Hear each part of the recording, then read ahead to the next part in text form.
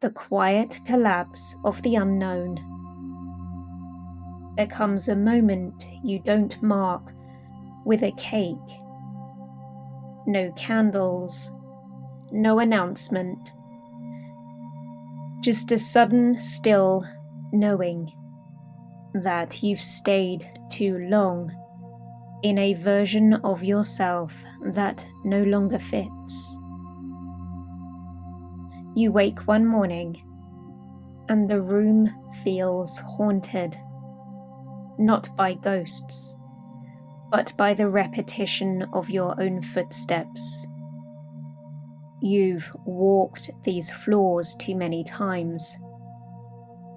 You answer the same questions, laugh at the same jokes, touch the same surface of your life without ever falling in. The coffee's still warm. Your emails still flood. You smile. You perform. But inside you're already packing. It doesn't look dramatic. Not yet. No bags by the door. No tears. But your spirit has filed for change without forwarding its request. You glance around at your life and realize you've done all this before. Not just the tasks, but the thoughts, the battles, even the breakdowns. You're looping, and loops are prisons disguised as routines. It's not that you hate your life, it's that it's finished, like a book whose final page you've reread, not out of love, but fear of the blank one that follows. And here's the rub. Could stay. You could decorate the prison, renegotiate your sadness, talk yourself back into the box. But something in you, that feral future version, has started knocking and will not wait at the door forever. Before the moment of change comes the architecture of silence. You didn't just land in a life that no longer fits. You were trained into it, trained to smile instead of speak, to earn your worth in approval, to interpret restlessness as ingratitude. You didn't ignore your desires, you repressed them. Because somewhere, someone made it clear, your shoulds matter more than your wants. And you learned, God, you learned, how to be useful, how to anticipate needs, how to stay small enough to be palatable. They don't teach you to outgrow your life. They teach you to make peace with the discomfort, to spiritualize your stuckness, to fear the unknown more than the known pain. And you took it seriously. You wore the uniform. You joined the meeting. You became the adult they'd recognize. But the cost of being recognized was abandoning the part of you that didn't want to be understood, only free. Because every time you said, "I'm fine," when you weren't, you were laying another brick. And now the house is built. It even has a nice view. But you can't breathe in it. And still you question yourself. Maybe I'm being dramatic. Maybe I just need a holiday. Maybe I should wait. But what you're feeling is not burnout. It's awakening. You haven't failed at life. You've completed a version of it, one that was never designed with your wholeness in mind. And that's not your shame. It's your signal. At first, it doesn't even look like pain. It looks like forgetting what you enjoy, losing the urge to speak, scrolling past your own life as if it belonged to somebody else. There's no catastrophe, no explosion, only erosion. The steady grind of routine turning into resignation. You tell yourself, this is just how it is. But the ache says otherwise, because you remember, not with words, but with a kind of soul muscle memory that twitches when you betray yourself. The body keeps the rebellion quiet, the sighs, the insomnia, the hollow glances at the clock. You shrink in small increments. Cancel the plans. Delay the dream. Swallow the opinion. And each time, something precious dies. Without ceremony, without witness, without even a name. And when you try to explain it, you sound ungrateful, privileged, dramatic. So you stop explaining. You stop expecting to be understood. But you can't unknow what you know now, that the life you've built is slowly unbuilding you. And what no one tells you is that this kind of ache is sacred, because only the soul can make this much noise in complete silence. There was a time when it all made sense. The job, the partner, the postcode, the choices that kept you safe, sane, steady. You ticked the boxes, smiled in photos, said, "I'm lucky really," and you meant it, until one day you looked around and didn't recognize yourself, not because something broke, but because something woke. And you started asking questions that made people uncomfortable. What would happen if I let this version of me die? Who am I if I stop playing this role? Why do I feel lonelier in a room full of friends than I do by myself?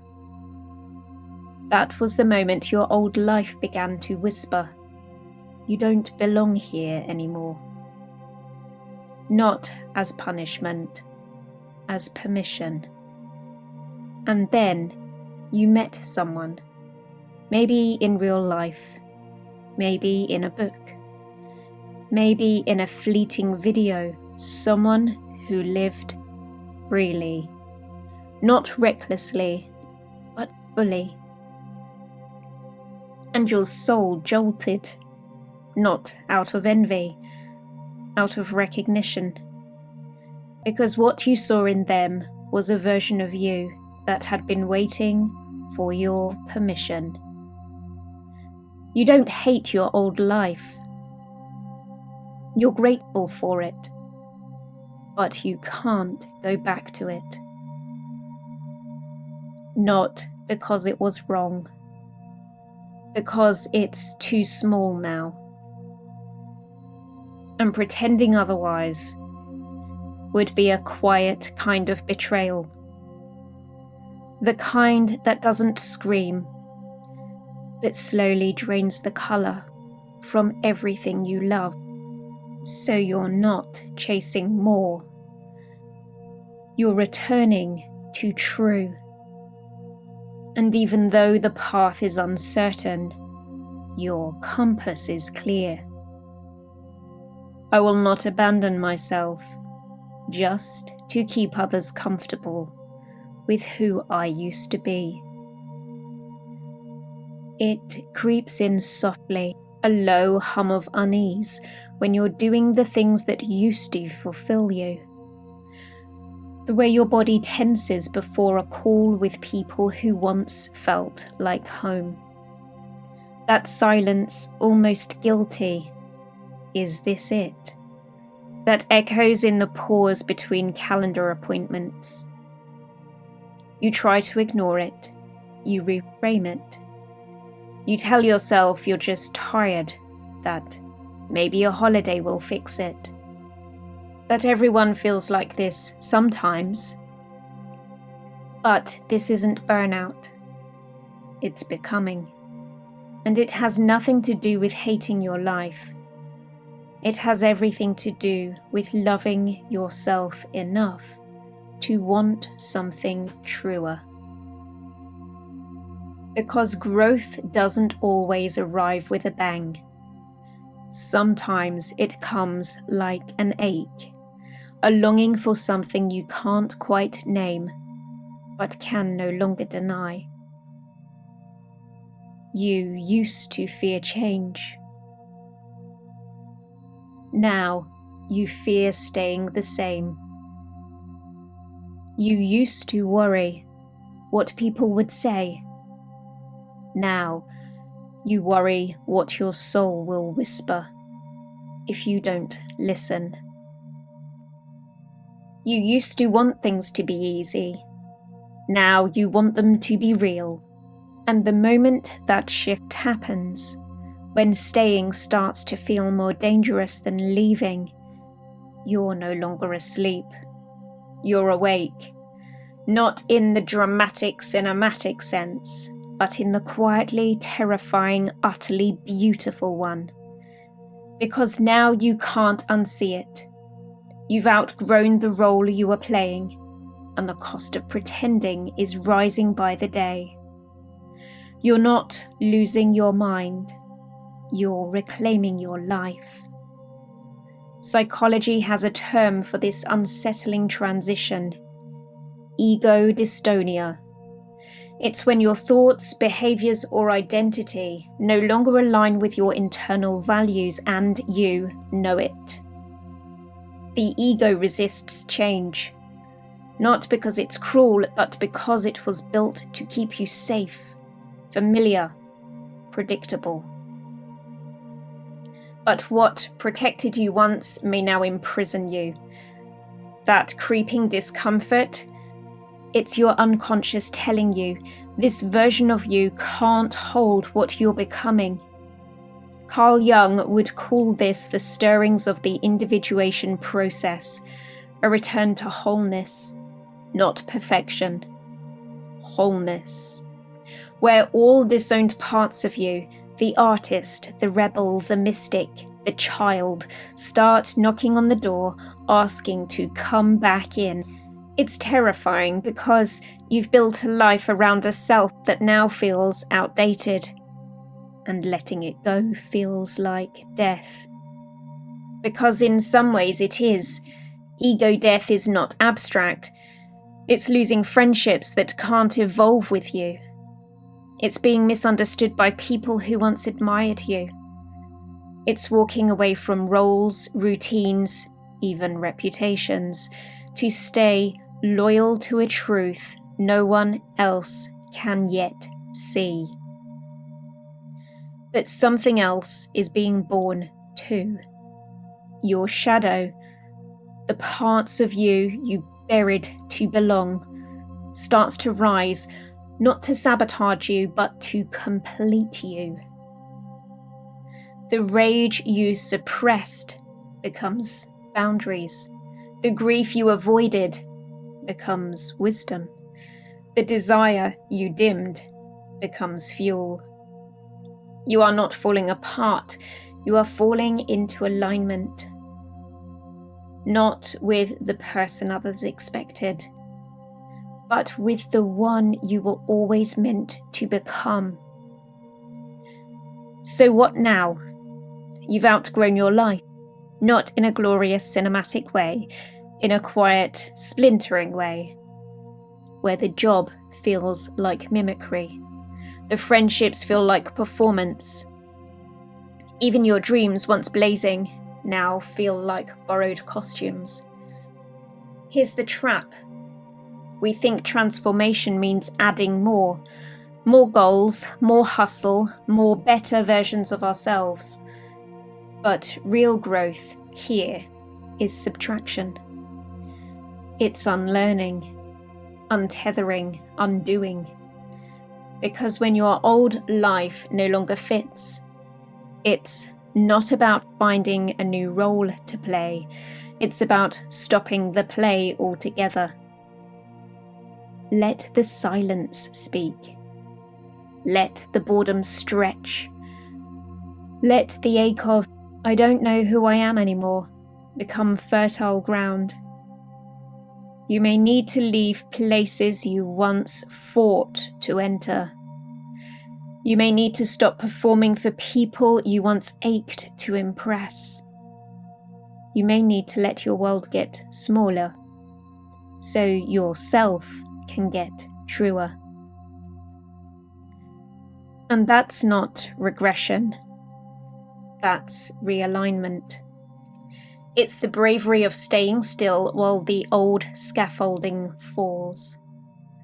Not rushing to rebuild with prettier lies, but waiting, listening, until what rises is something you didn't perform, but remembered. That's the beginning of true authority, not over others, over yourself. There's a moment, not loud, not even triumphant, when you realize you're no longer who you were. Not because you fought to change, but because you stopped trying to stay the same. You stopped laughing at things that weren't funny, stopped chasing things that didn't nourish, stopped proving things to people who weren't watching. And what grew in the stillness was not a better mask, but a new face. You will seem unrecognizable to some. They'll call you distant, different, difficult. Because your presence no longer serves the version of them that relied on your silence. Let them talk. Your life isn't theirs to narrate anymore. It's yours to live. Not in rebellion, not in bitterness, but in quiet alignment with the truth you no longer apologize for.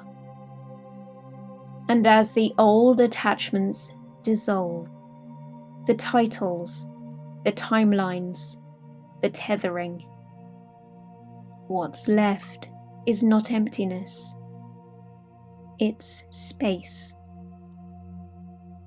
Space for the self that was always there, not small, not broken, just buried, now uncovered, now chosen, now free. There's a moment, not loud, not even triumphant, when you realize you're no longer who you were. Not because you fought to change, but because you stopped trying to stay the same. You stopped laughing at things that weren't funny, stopped chasing things that didn't nourish, stopped proving things to people who weren't watching. And what grew in the stillness was not a better mask, but a new face.